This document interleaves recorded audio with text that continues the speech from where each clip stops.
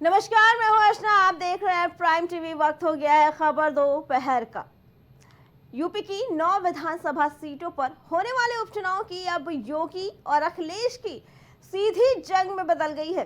इस जंग की तैयारी में जुटी भाजपा ने अपने 7 सेनापतियों का ऐलान कर दिया है, तो वहीं उत्तर प्रदेश में विधानसभा की 7 सीटें करहल, कुंदरकी, गाजियाबाद, फूलपुर, मंझवा, कटेहरी, खैर पर उपचुनाव के लिए भारतीय जनता पार्टी ने अपने प्रत्याशियों का ऐलान कर दिया। भाजपा ने करहल सीट से अनुजेश यादव, कुंदरकी से रामवीर सिंह ठाकुर, मंझवा से सुचिस्मिता मौर्य, कटेहरी से धर्मराज निषाद, खैर से सुरेंद्र दिलेर और मीरापुर से प्रत्याशी के नाम ऐलान कर दिए हैं। फूलपुर से दीपक पटेल, गाजियाबाद से संजीव शर्मा को टिकट दिया गया है। हालांकि सीसामऊ सीट से अभी तक भाजपा ने अपने उम्मीदवारों के नाम की घोषणा नहीं की है, तो उधर कांग्रेस पार्टी ने अब ये स्पष्ट कर दिया है कि वो यूपी उपचुनाव में अखिलेश के साथ रहकर सपा को सपोर्ट करेगी, जिसके बाद सपा ने अपने सभी 9 सीटों पर उम्मीदवार उतार दिए हैं। तो वहीं भाजपा ने अभी कानपुर की सीसामऊ सीट पर उम्मीदवार फाइनल नहीं किया। माना जा रहा है कि इस सीट को लेकर भाजपा में कहीं न कहीं कोई पेच फंस गया है। बता दें कि पहले सीसामऊ सीट में 1996 में भाजपा के टिकट पर जीते राकेश तोनकर की मुलाकात सीएम योगी से हुई थी। इस मुलाकात के बाद उनका नाम काफी चर्चा में रहा। अब देखना यह है कि आखिर इस सीट के लिए भाजपा किसका नाम देती है। इस पे आगे जानकारी देने के लिए हमारे साथ हमारे संवाददाता अभिनव जुड़ चुके हैं। अभिनव, क्या लगता है कि इस बार क्या उपचुनाव पार्टी का नहीं रह गया, सीधे तौर पर अखिलेश वर्सेस योगी कहा जा रहा है, चारों तरफ ये चर्चा है, क्या कहना है इसके बारे में आपका? देखिए, बीजेपी ने आज एक और सूची जारी कर दी है। इसमें करहल से अनुजेश यादव को प्रत्याशी बनाया है। ये समाजवादी पार्टी के प्रत्याशी तेज प्रताप यादव को टक्कर देते हुए दिखाई देंगे और 7 सीटों पर कुल बीजेपी ने आज प्रत्याशी जो है घोषित कर दिए हैं। जी अभिनव, देखा जाए तो भाजपा ने ये बहुत बड़ी चाल चली है सपा के खिलाफ, क्योंकि जहां एक तरफ करहल सीट पर सपा के ही परिवार का सदस्य खड़ा है, तो वही भाजपा ने भी उन्हीं के भतीजे को लाकर खड़ा कर दिया। देखा जाए तो ये तो यादव परिवार की ही सीट की लड़ाई कहलाएगी। प्रत्याशी उतार के यादव परिवार के सामने यादव परिवार का ही प्रत्याशी बीजेपी ने उतार के एक बड़ी चुनौती जो है पेश की है और देखने वाली बात है कि आगे किस प्रकार से लोग चुनाव लड़ते हैं। और एक बड़ी चुनौती तेज प्रताप यादव के लिए पेश करने की बीजेपी ने कोशिश की यादव परिवार से प्रत्याशी उतार के।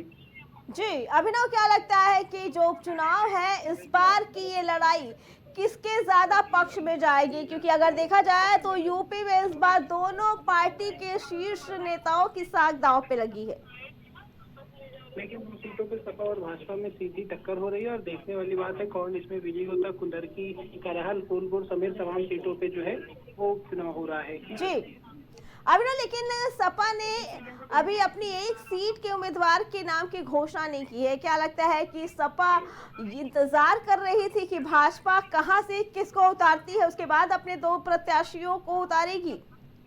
बिल्कुल, देखिए इन दोनों सीटों पे पहले कांग्रेस को प्रत्याशी उतारना था, खैर और गाजियाबाद में। अब लेकिन यहाँ से समाजवादी पार्टी प्रत्याशी उतारेगी। 3 बजे कांग्रेस पीसी करने वाली। इस पीसी के बाद में सपा अपने प्रत्याशियों का ऐलान कर सकती है। जी अभिनव, लेकिन कांग्रेस ने सीधे तौर पर ये कह दिया कि वो उपचुनाव में सपा को ही सपोर्ट करेगी। क्या लगता है कि कांग्रेस की जो छवि है वो उत्तर प्रदेश में उस तरीके से उतनी मजबूत नहीं रहेगी कि कांग्रेस ने अपने हथियार डाल दिए? जो 5 सीटों की लड़ाई थी 2 पे आके रुकी और फिर कांग्रेस ने अपने पूरे हथियार डाल दिए और वो 2 पे भी सीट नहीं ले रही है। देखिए, कांग्रेस का आला कमान इस पे फैसला लेगा। कांग्रेस में आज प्रेस कॉन्फ्रेंस होनी है दिल्ली में, उसमें ये चीज जाहिर हो जाएगी कि कांग्रेस पार्टी इन दोनों सीट को लड़ रही है या नहीं। हालांकि अखिलेश यादव ने ऐलान किया कि सपा ही पूरे 9 सीटों पे चुनाव लड़ रही है। जी अभिनव, देखा जाए तो अब 7 सीटों के लिए उम्मीदवार घोषित कर दिए गए हैं दोनों पार्टियों की तरफ से। क्या लगता है कितना मुश्किल रहेगा भाजपा के लिए और सपा के लिए, और कौन कौन सी सीट पे कांटे की टक्कर हो सकती है दोनों प्रत्याशियों की?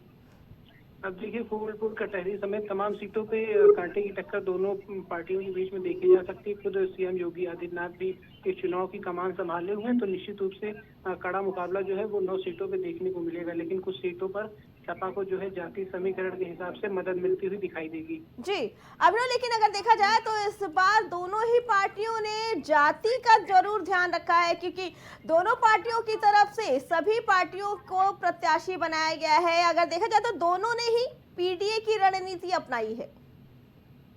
बिल्कुल, देखिए तमाम जाति का समीकरण का ध्यान रखते हुए बीजेपी ने भी प्रत्याशी उतारे हैं और उसी तरह से समाजवादी पार्टी ने भी पीडीए फॉर्मूले के तहत प्रत्याशी उतारे हैं। देखने वाली बात है कि किसके जाति समीकरण जो है वो इस चुनाव में सक्सेस होते हैं। अब पीडीए की बात करें तो सपा लगातार देखिए पीडीए का नारा देती पूरा लोकसभा चुनाव भी इसी पे लड़ी है। और आज जो बीजेपी की लिस्ट है इसमें देखिए अगर आप पटेल समाज से भी लोगों को प्रत्याशी बनाया है, प्रकाश से भी प्रत्याशी दिए हैं, निषाद समाज से भी प्रत्याशी है, तो बीजेपी ने भी पूरा जाति का समीकरण का ध्यान रखा है। और देखने वाली बात है कि किस से कौन होता है।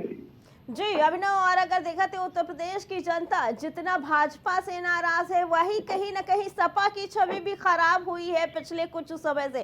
क्या लगता है कि जनता किसका साथ देना ज्यादा पसंद करेगी? पार्टी को काफी सीटें इसमें जीतने ली थी, लेकिन अब देखने वाली बात है कि इस चुनाव में क्या वही फिजा वही माहौल अभी भी जनता के पीछे या फिर माहौल में बदलाव है? जी अभिनव, आपका बहुत बहुत धन्यवाद। तो आज दोनों तरफ से सारे प्रत्याशियों की बता दें कि लगभग 7 प्रत्याशियों के नामों की घोषणा कर दी गई है। अब सीधे टक्कर कांग्रेस ने भी ये ऐलान कर दिया है कि वो उत्तर प्रदेश के उपचुनाव में सपा का साथ देगी, अपने किसी प्रत्याशी को नहीं उतारेगी। अब देखने वाली बात यह है कि उत्तर प्रदेश के उपचुनाव में दोनों में से किसकी साख बचती है। एक तरफ अखिलेश यादव और दूसरी तरफ उत्तर प्रदेश के मुख्यमंत्री योगी आदित्यनाथ।